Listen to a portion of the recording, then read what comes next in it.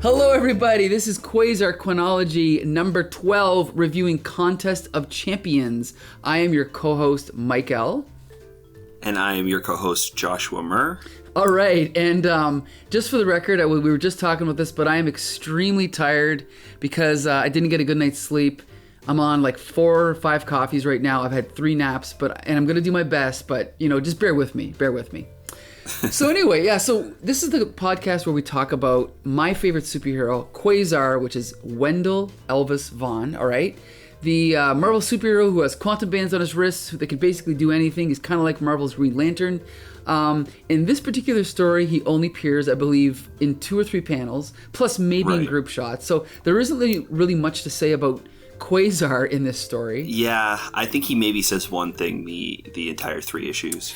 Unfortunately, yeah. So, if you want, can you briefly discuss what this story is about?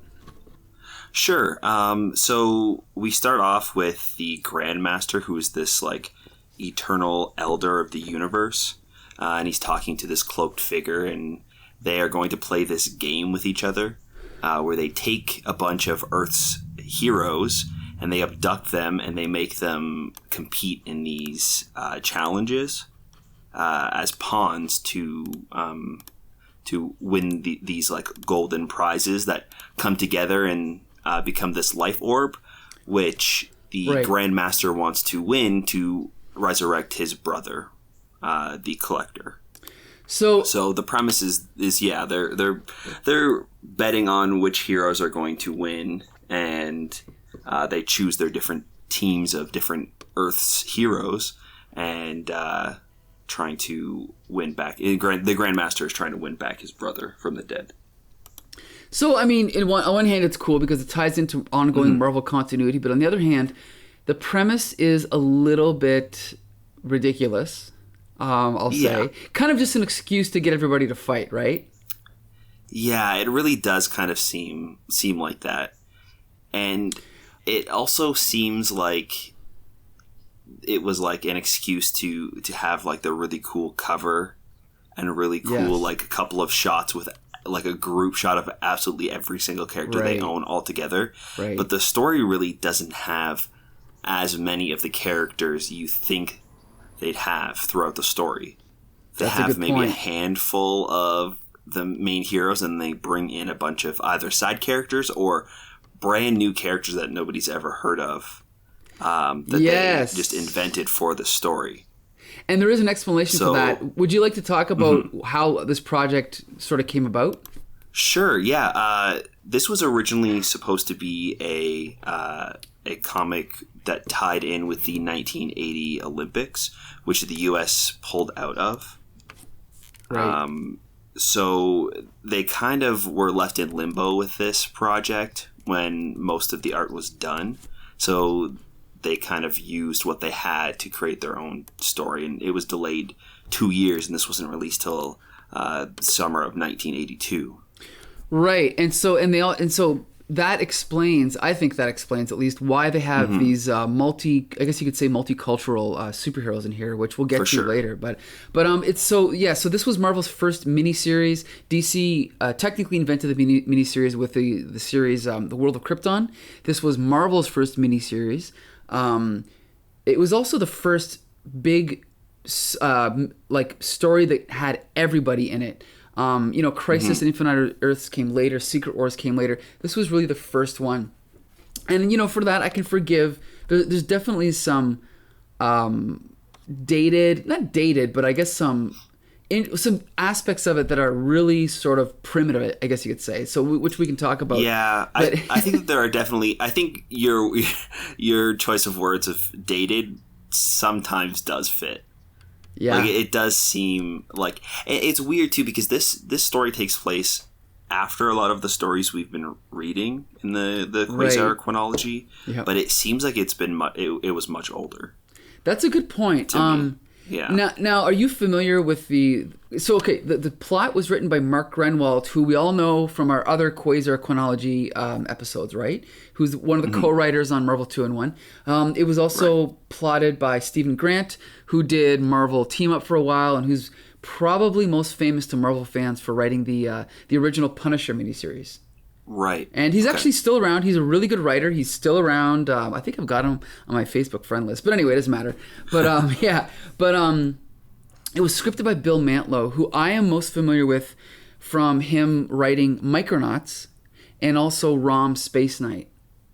Oh, yeah. Okay, cool. Yep. So I never really thought of him as a great writer. He also had a run on Spectacular Spider-Man. Never thought of him as a great writer, but he kind of has like a cult following nowadays, like in this, internet age where, people can talk about, you can find people that like anything that you like, right? And so because of that, I think his reputation has kind of gotten better over the years. And so I can understand the affection people have for him, but you're right. His writing is a little bit more old-fashioned, I guess you could say, than the writing that we've been used to in the last couple episodes, right? Yeah, for sure. I completely agree with that, yeah. Yeah, now, as far as the art, let's just talk about the art briefly. This is, again, John Romita Jr., who I think he's done one of the stories we did. If not, he has a famous run around this era doing Iron Man. And he became much more famous later on. He's drawn Spider-Man, X-Men, Daredevil, all these really famous runs. Some people don't like him. Some people love him. In this early stage of his career, his art is almost unrecognizable. I was gonna say that if I wouldn't have known that he was the one penciling, I wouldn't have guessed that it was him. Because his work kind of blends in with everybody else's. I find that like later on he kind of has his own flavor and his own style, right? And it's definitely more recognizable in his later works. I must point out the inks by Pablo Marcos are excellent. I'm not overly familiar with them, but I think the inks are really good. What do you think? Mm-hmm. Yeah, like nice and shadowy and inky. I love that. Nice feathering, really well done. Yeah, if I were to look at one of these pages, there's almost no way that I would guess it's John Romita Jr. other than a couple of stock Romita poses that he uses. But yeah, otherwise it's almost, I don't want to say this in a bad way, but it's sort of generic Marvel art. However, it is very clear storytelling. It's not spectacular, but it's very clear. I wonder too how much of that was at the time maybe they were trying to stick to one style and trying to kind of have one tone for all of their comics. That is, you know what? I think that's absolutely it. Because at this time, the editor-in-chief was Jim Shooter. And I know that, for things like Secret Wars, he would make the artist redraw pages if he didn't like them. And so, I mean, I probably wouldn't have liked to have worked under him, but for the people reading the comics, they were very easy to follow, easy to understand. And I think that's why a lot of people consider his run on Marvel as one of the peak periods. Right. So, so let's talk about this first issue here. What's your general impression of this issue? The first issue is pretty fun. There's a couple of things that kind of stand out to me. I mean, about half of the issue, I'd say, is just getting a visual of all of the heroes kind of disappearing and ending up on this, like floating spaceship that's orbiting Earth.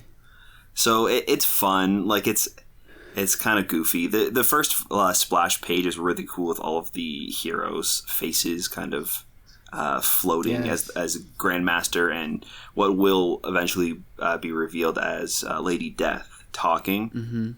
Like that's kind of some really fun art and good paneling in some of these pages. Seeing the heroes kind of in their everyday life and then bamfing away is kind of a fun thing. Like, you see X-Men in the Danger Room fighting, and you see Spider-Man, crawling through New York, and Dazzler singing, like doing a show. So it's kind of fun, I think, at the beginning.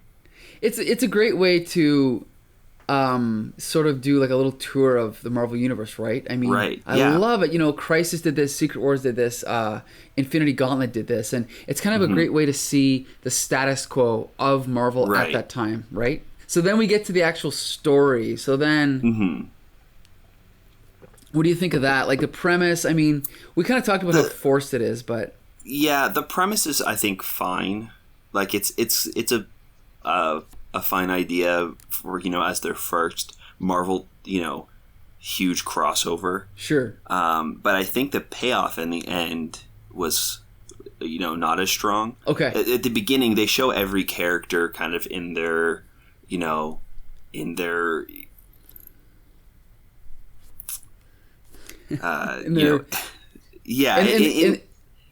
sorry. No, in their what's it called? Yeah, I know what you're looking for. The word. It's hello. Oh my goodness. In their place that they belong, like in their element is kind of and in their element. That's what I'm trying to say. In their element. There you go. Goodness. In their element, just kind of doing their own thing, and they almost promise you like this huge event that's going to happen with all of the characters all playing a part, and then in the end, you really only see a couple, and I think that's why the beginning for me is a little bit stronger than the end. I think that the setup was stronger than the payoff. Okay, good point. I agree. Yep. Yeah. Now, okay, go ahead. I didn't hate it. I remember really liking this as a kid. I remember reading this like a long time ago, and I was very excited to revisit it. And then revisiting it, I was a little disappointed. And I don't know if that's just because as a kid, I held it to such like high standards, and I absolutely loved it. So rereading it was kind of like, oh, it wasn't as great, what I mean, as I remembered it reading it as a kid. But yeah, I think I was a little disappointed reading it this time. Understandable. I just want to make two notes. If you are looking for Quasar in the story, he appears on the original page 9 and digital 11 of the bottom second panel. He has one line. Mr. Hart, thanks for letting us conduct these energy tests. ... Okay, that's all he gets. All right, fine, that's fine. But what I do want to talk about is let's talk about the heroes that were introduced in the story. Now, I, for one, am 100% for diversity. I don't think there's such a thing as forced diversity. There's just diversity. They introduced new characters representing different countries. So really quick, let's just go down the line here.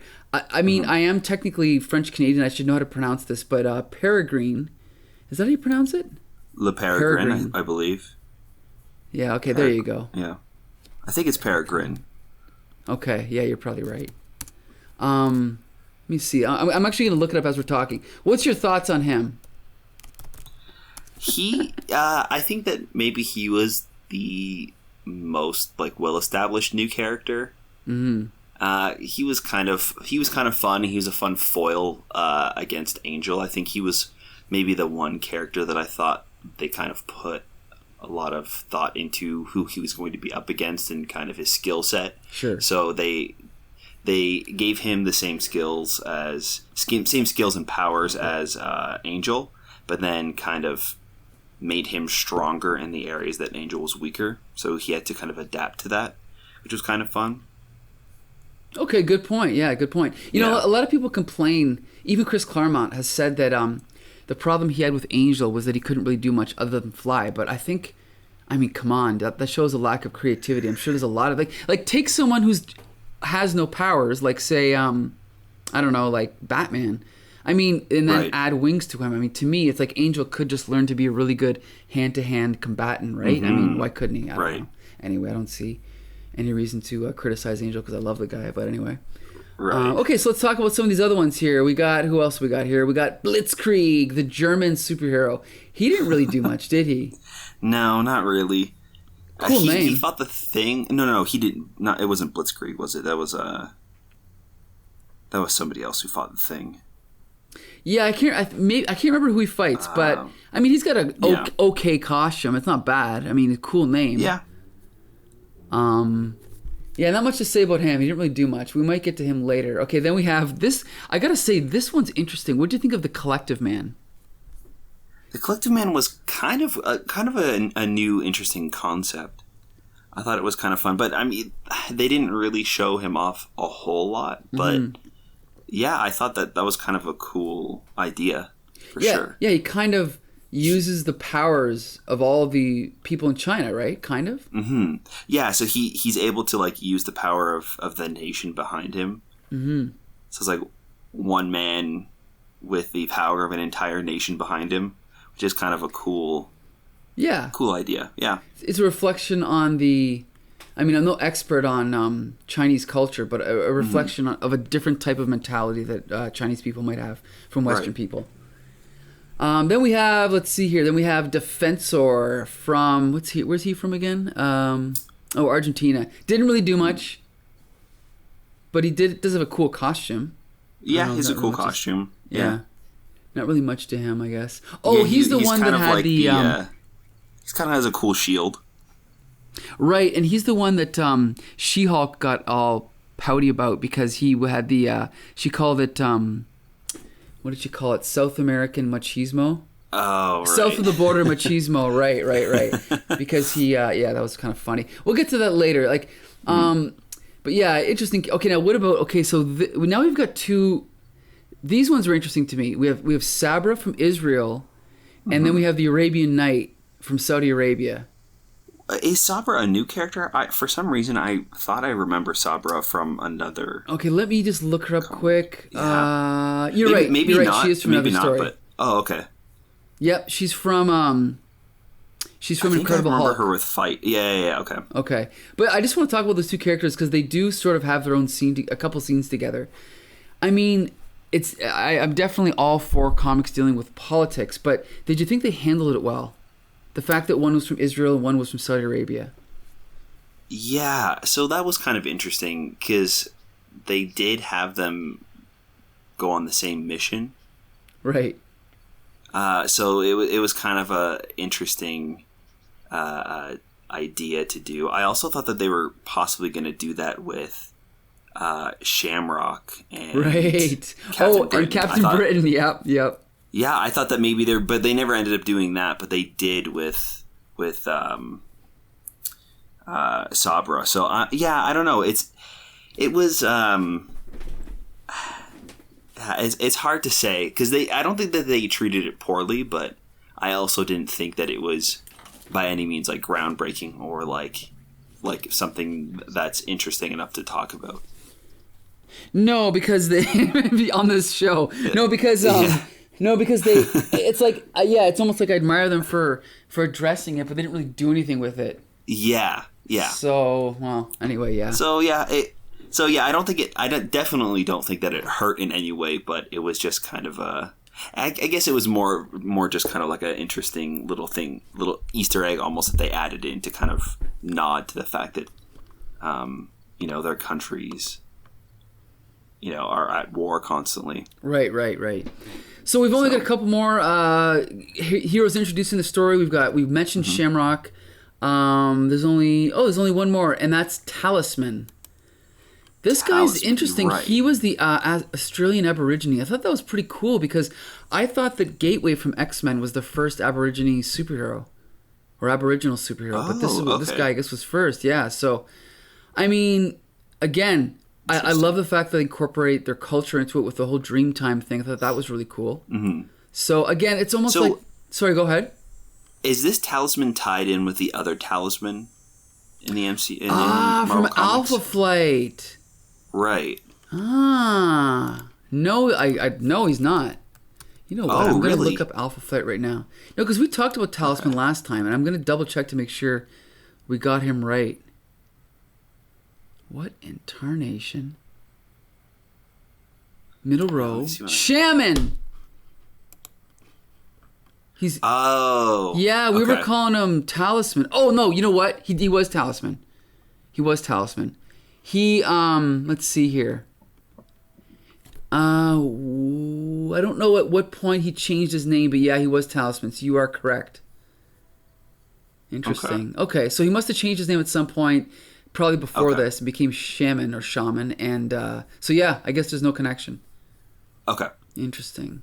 Okay, yeah, I was a little confused by that because I was like, this is not the same character. No, this has got to be a new character. Okay.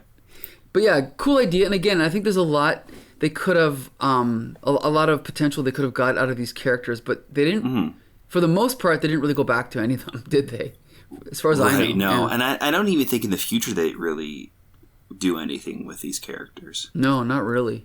Which could have been a fun idea, just like how Quasar was kind of a background small character to start with, and then grew into his own. and had his own comic and, started appearing more often. I think that they could have done this with these characters because some of them I thought, some more than others, were kind of strong introductions. Mm-hmm. So yeah, well, what are you gonna do? Yeah, I agree. So the first issue is basically just set up, and then jumping into the second issue, it basically becomes, like we said, kind of like almost like not a wrestling match, but it's basically just they're split up into groups of 3. It's more like a capture the flag kind of thing. Okay, good point. Yeah, not a wrestling match. Capture the flag. Yeah, and we kind of get to see some. Like their characters are certainly different. Invisible Woman's different from Iron Fist, and Sunfire is arrogant and temperamental. So that's cool to see how they all kind of play off each other. There isn't much in the way of twists. It's more just like, let's see how each of these characters are going to, are they going to work together? Are they going to fight against each other? We get a little fight scene with Daredevil and Iron Fist, which was kind of cool. Which is fun, yeah. I think that was one of the standout parts for me. Because that's kind of what I was like looking for, especially for like a Marvel's first crossover. I was like pairing up some of the strong Marvel characters or the characters that are kind of similar and putting them head to head, see how they would fare against each other. And Daredevil and Iron Fist, I think, is a really good pairing to kind of put together and have them face off against each other and see who comes out at the end. It's also funny because it kind of shows how Daredevil was developing around this point because at one point Iron Fist says, or he bows and he says, "Shall we begin?" Then Daredevil says, "He can't really be bowing to me, can he?" But it's kind of a retcon, but Frank Miller established that Daredevil was trained by Stick. I mean, he had all kinds of involvement with the hand, so I'm sure he's familiar with martial arts. So I don't know, just kind of I think just a little bit of a continuity blunder on Marvel's part. Yeah, I didn't even think about that, to be honest. Yeah, because I mean, Daredevil that all came around this time, so they were kind of still writing Daredevil as sort of the old Daredevil. You know what I mean? Right. So, but yeah, and then we also have another contest between She-Hulk, what's his name, the Argentinian guy, Captain Britain. Not quite as remarkable a scene, but pretty cool. So. I usually have like notes sort of like talking about scenes and dialogue, but there's not really much. It's mostly just sort of back and forth, right? Yeah, I also don't really have too many notes about like specific things. It's mostly just kind of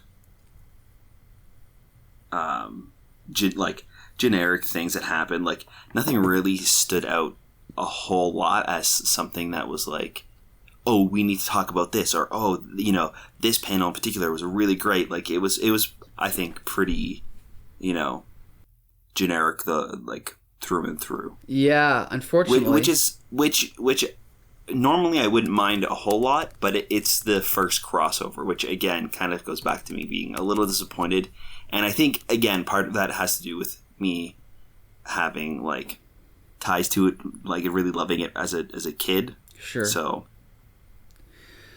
Yeah, I mean, now I guess we can get to the summary at the end, but basically in the third and final issue, I think there's something interesting is revealed here, and it kind of it's cool. The Thing says to Wolverine, "Swell, as for you, Shorty, you're one of those new X-Men, ain't ya?" Yeah. So at this point, this is 9 years after Wolverine is introduced. This is about 7 years after Wolverine had joined the X-Men. The X-Men at this point was probably Marvel's best-selling title, and yet the Thing had never met him. Could you imagine in 2019 a character being introduced and in 7 years not meeting? Like it's just outrageous because these things are so commonplace nowadays. Or at least like the characters not knowing who they are. Right. Or like having a little bit more. I mean, I guess he did kind of know who he was, but like I don't know. Yeah, it was really kind of weird to see that, to like have two major characters in comics never meet. Right. That's it. Yeah, it's pretty interesting. And it just goes back to the novelty of this type of thing. Unfortunately, when they do it every single year, there's just it's not special anymore, right? Right. So unfortunately, yeah. So kind of more of the same in the third issue. Everyone teaming up. You know, not really much to it. The only thing that really stood out to me was that Black Panther and Wolverine get into a fight, and Black Panther is shocked that it seems like Wolverine is ready to kill him. Right. Which is kind of cool because, yeah. Sorry, go ahead. No, I was going to say, he also, something that kind of stood out to me, and I'm sure it's because his name is Black Panther. Yeah, he calls him Blackie. But Wolverine calls Black Panther Blackie, and I was so shocked and caught off guard. Yes. And again, like, maybe it's not because he's black, and maybe it's because he's the Black Panther. I think that's what it was. It was just like a short form of his superhero name. Title, his superhero name. Yeah. But it definitely, especially since he also calls him Kitty Cat or something like that. Okay. So, like, in between panels, he calls him Blackie, and then he calls him, come on, cat, show me what you got, and then he calls him Blackie again. So I was like, it just kind of, like, rubbed me the wrong way a little bit. Sure, yeah. I'd say, but... Yeah, that reminds me of my ex-girlfriend used to call me Gook. And I'm not even joking, she did. Really? Yeah. I was like, you realize what that means, right? But anyway. Yeah, well, what are you going to do? I guess this comic isn't woke, right? Right. But it's not woke. It's like 120 years not woke. It's like really behind, you know? But anyway. Yeah. Okay, so we get into our final chapter here, where we get to some cool scenes where we meet the Collective Man and not meet, but we see the Collective Man and Shamrock, and it's kind of cool. Mm-hmm. Yeah. You know, it's cool to see them all interacting again. Consistently, you know, the art's still good, everything's still good. It's just that. Yep. I mean, the only thing of note that I thought was cool is that Captain America ends up losing. I thought that was cool. Yeah, and I was surprised how much I enjoyed Shamrock as well. Okay. Yeah, because she was kind of fun. I mean, she's similar to Domino, correct? Yeah, you could say that. They have the same powers. It's like, I guess Domino's more like luck altering. Okay. Where I guess she's more lucky. I'm not sure, but you know, that was it was kind of fun to have her face off against Captain America, and she got lucky because her costume is green and they're fighting in the forest, so Cap couldn't see her. And then she also gets lucky again when she's falling, and she ends up falling safely from like a far distance, and then again gets lucky that she just so happened to be a little bit closer than Captain America and swipes the gold piece from him. Right, just lucky, I guess. So, now, I gotta say, I don't want to get into like this metaphysical debate, but not only do I not really, I don't believe in luck, I don't believe in fate, but how in the heck do luck powers work? I don't. Yeah. Like Longshot's lucky, like you said, Domino's lucky.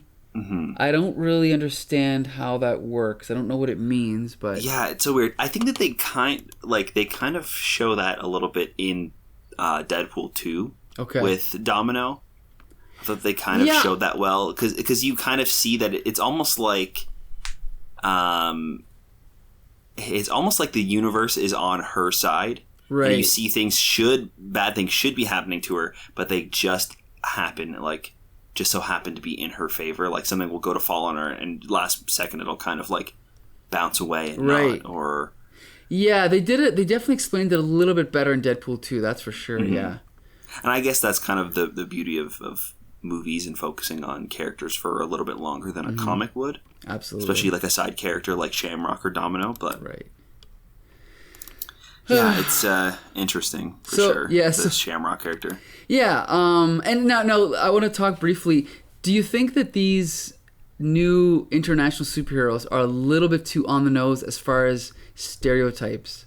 Because we have an Irish character that's lucky. We have what were some of the other ones that were sort of the Collective Man. I mean, were they a little bit too on the nose? Do you think? I mean, I think a little bit they were a little on the nose. But I guess you can also kind of make an argument that some of the character, like the American, like Captain America, is kind of stereotypical of American culture as well. Sure, right. I mean, even Alpha Flight having like Sasquatch. That's a good like a Bigfoot character. So, good point. In a sense, it does kind of seem like it is like too much of a stereotype. But also around this time, I feel like all of the characters that represented certain countries were a little bit of a stereotype of the time. That's a good point. I mean, even Wolverine. I mean, Wolverine's a Canadian animal, sort of, but it's not like they made him, like bleed, maple syrup or anything. But right, but yeah, right. he's, That's true. Yeah. Yeah. So it is tricky, right? It is tricky whenever you're creating characters from other cultures because you want to represent the culture but not be stereotypical. But yeah, these characters are pretty cool though. I like to see other stories with them for sure. I think Peregrine was pretty good. Okay. To not be too much of a stereotype. Like he had the French accent and everything, but like I didn't think that his powers really had anything to do with France, really. Yeah.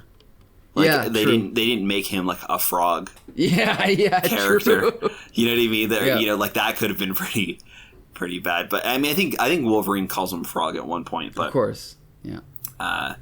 So yeah, I don't know. I definitely see where somebody would come from if they do think it's a lot like too big of a stereotype. But I guess it just didn't stick out too much for me, mixed in with all of the other heroes. But so then we come to the end of our story. Not much of one. Basically, to summarize, the Collector and the mysterious figure, which is revealed to be Death, they had a bet going, and basically, if Collector won, he would get his brother resurrected. If Collector lost, wait, is it Collector? No. So Grandmaster. The Grandmaster. You're right. So if he won and he had the majority of the quarters of this, resurrection sphere, he would have the resurrection sphere that he could use to bring back the Collector. Right. And the little twist that happens is it's revealed that Lady Death is the one playing the game with him, and she did not reveal that to bring back somebody from the dead, it would, have a cost of somebody who is equal to that person that would be returning. So he would have to sacrifice himself in order to bring back his brother using the orb. So there's a little bit of a twist. It's not all is not lost. Right? There's a little bit going on here. It's kind of a cool, ending. But the thing I find though is that in this issue and in all the issues, the stories kind of just end. It's almost like they just run out of space. Yeah. There's no real climax. There's no real big ending, right? Yeah. It's like if I didn't read the words end in the last panel, I would never look at that page and know that the story is over, Yeah. So overall, this story, I mean, definitely historical significance. It's definitely cool to see the status quo of all the different heroes. It's cool to see them all in their element, but definitely not a great story. We both agree on that, right? Yeah, I agree for sure. So, giving this a rating out of 10, for example, I would maybe say it's a 5, but for historical significance, it's like a 7. We'll say that's what I was gonna say. Yeah, I think I would put it around a 6 because, I think putting it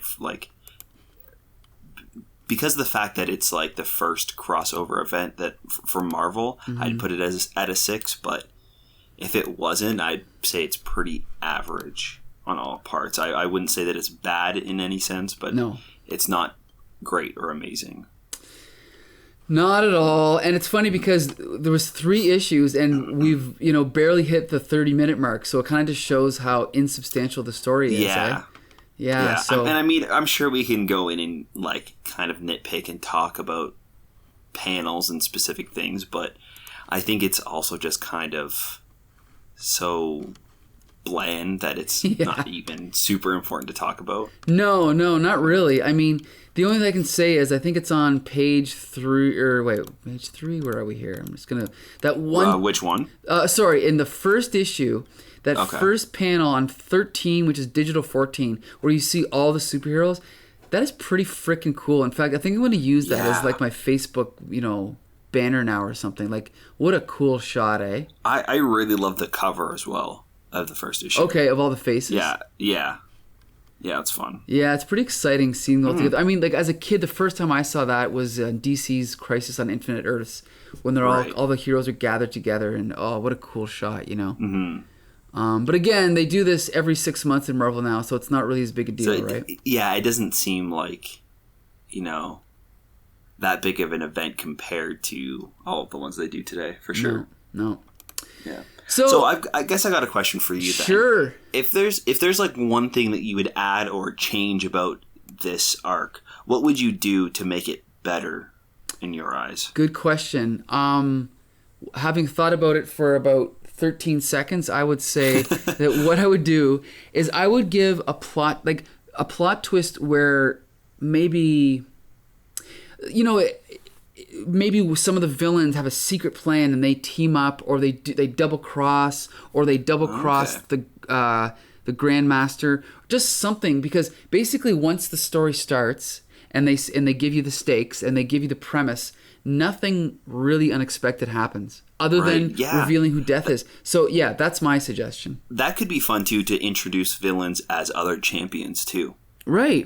Well, if it's really going to be out this like all-out war to see whose team's going to win, why not bring some of these strong villains in too to kind of fight alongside? That could be fun. Or even like, for example, the fact that the X-Men are outlaws, like sort of. They can, maybe the X-Men are a little bit on the outside and they don't really trust everybody else, or something like that, right? Like just give it a little bit, make them a little bit less generic. I think even maybe like cutting back and giving some of the characters that are stuck in this arena something to do, because they freeze all of Earth. That's true. It's like they freeze time, but they still bring every single hero to this like floating stadium, and then just leave them there.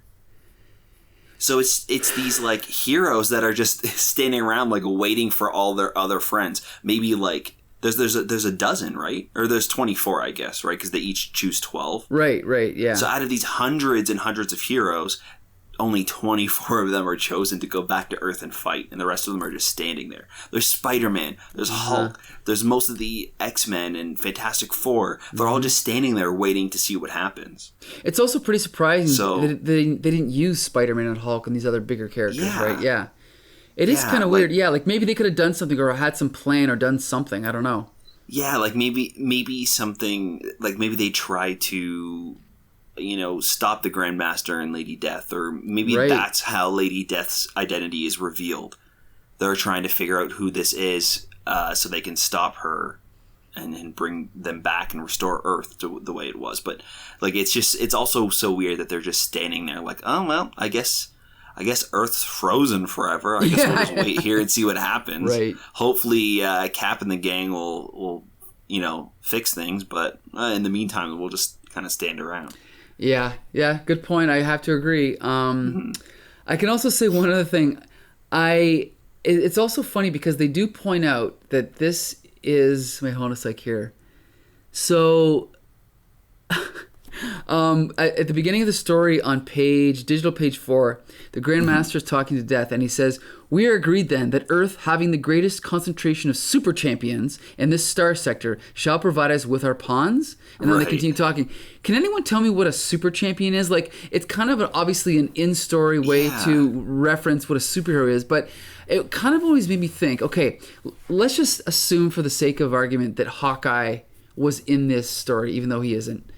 Well, Hawkeye is a what is that called? An archer. Well, Hawkeye's in the Avengers and he is an archer, but what if there was another archer who happened to be a better archer? Would he be on this adventure, right? Right. It's kind of just a way of... It's not like there's a specific thing that separates them all from the rest of humanity, other than the fact that they all wear spandex, right? Yeah, that's very true. So that's always been... Like, I love superheroes, but that's probably always been the most absurd thing about... how do you define... Like, for example, like they'll always, like in all these stories, like Infinity Gauntlet, it's like, we're going to gather everybody together, or it's even like Crisis on Infinite Earths. We're going to gather all the, quote, superheroes together. But then why is like Batman and Robin there? They can't do anything. Like, what is their role in the overall scheme of like, traveling back in time or going to another planet or something? Yeah. So, I mean, obviously we know it's just because those are the popular characters, but still it's kind of funny. Yeah. Yeah, no, I completely agree with you. It does seem weird to... It is kind of like, oh, these are the characters in the story, so we've got to bring them in. Right. So you are kind of like... I guess the writers are kind of tied in that aspect, but like not writing a reason why these characters were brought is kind of strange. Right. So... Yeah. Now, have you read other big superhero crossovers like this? Like later ones? Yeah, I've read some of Infinity War, Infinity Gauntlet, and stuff like that. I've read a little bit of Crisis on Infinite Earths. A little bit? You haven't read the whole thing? Actually, I don't think I have actually read the whole thing. Oh, boy. Oh, boy. Yeah. I smell a podcast coming on. All right. Yeah. So what is your favorite superhero crossover big event series of all time? That is tricky. I really like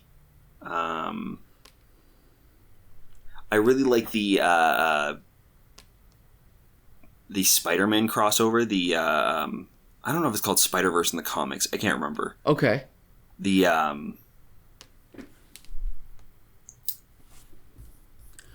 Well, what about something like that features not just a Spider-Man crossover, but I'm talking about like everybody, like virtually every single superhero in a company, like the way that Crisis does or Secret Wars. Like, what's your favorite out of those ones? Oh, Secret Wars is a lot of fun for sure. I had a lot of fun with the first Civil War as well. Okay. I thought that one was a lot of fun. I think Civil War did a really good job of being true to a lot of the heroes too. Okay. The first one. Yeah. So I really had a lot of fun. I honestly haven't read a lot of DC. So it's hard to kind of pick a favorite DC big crossover, but yeah, there's a few Marvel ones like Civil War. I think is up there for me. Civil War is really good. Yeah. Yeah. Well, I wasn't so satisfied with the ending, but overall it was really well written. Yeah, that's fair. Yeah. But I think all time my favorite is still Crisis on Infinite Earths. I think they did everything right because the key with that series is they found a way to incorporate almost every corner of the DC universe into the story. So if they had to go to another dimension, they would get the Flash to pull out the cosmic treadmill. And then if they had to go over here, maybe it was like only Green Lantern can do that. I mean, that example doesn't actually happen. I'm just saying that they found a way to make every hero's mythology contribute to the story. I thought it was really well done. And then I think an underrated event series was Final Crisis, which a lot of people hated, but it's Grant Morrison's big DC event series. A lot of people hated it, but I find with each additional reread, it gets better and better. Mm-hmm. So yeah. Those are my recommendations. So overall, Marvel Superheroes Contest of Champions, not a great comic, but definitely historical significance to this thing. So it is recommended you read it, but you won't get a great story out of it. Yeah. Yeah. No, I agree. And it kind of makes me interested to read the second one because I don't think it has any ties to this one at all. Okay. Even though it's called Contest of Champions 2. Yeah, they did that a lot. Yeah, and I don't think it has any ties, but like I'm interested to see what they would do with the second one to see if they would kind of fix some of the problems they had with the first. Sure. Because this kind of seems like almost like an accident that this happened. Absolutely. Yep. With everything that happened with the Olympics and delaying 2 years to, I'm sure, redraw and rewrite some of the art. Like unless this was exactly the story that they were going to put out with the Olympics, but to me it wouldn't make sense that like how would this tie in with the Olympics really? So I assume those 2 years in between it being supposed to being released and it actually coming out, there was probably some rewriting and some new panels and pages put in. Sure, absolutely. Yeah, you're probably right. So yeah. So I think that's pretty much it. That brings us to the end of our review of Contest of Champions 1 to 3. On next week's episode, I'm going to have two guests with me again, Jolie and Becca, and we're going to be reviewing Dazzler number 21. And then we've got a couple more after that. We are nearing the end of our Quasar chronology. There's only going to be 15 episodes, and if everyone loves it, then maybe we'll do more, because as everyone knows, because he's your favorite superhero too, Quasar did end up getting his monthly series in, I believe, 1990, so maybe we'll cover those as well. But again, We got to get those likes. We got to get those shares, right? We got to get those subscriptions. So please share this video and let us know what you think. Let us know what you think of our reviews. Let us know what you think of the comics themselves. And beyond that, that's it. Keep reading comics, right? Yeah, for sure. You've definitely made me more interested in Quasar than I was before. Which was not at all. Right. Yeah, which honestly, like, I had known of him and I had, like, read stuff that he was in, but I didn't really necessarily have too much of an opinion on him. Sure. So now that I know a little bit more, I'm definitely intrigued to see what he's like as a standalone character. And I think that whether we continue doing a Quasar podcast or not, I'm going to go and read those Quasar comics. Excellent. That's good to know, because doing this podcast has really got me excited about even Marvel 2-in-1. I decided the other day I'm going to read every Marvel 2-in-1, and I'm absolutely going to start with the Mark Gruenwald run because those issues are all really well done. So I'm going to read all those for sure and then go from there. That's awesome. Yeah. Okay, so that was it. Thank you again for joining us for Quasar Chronology, and we'll see you next week.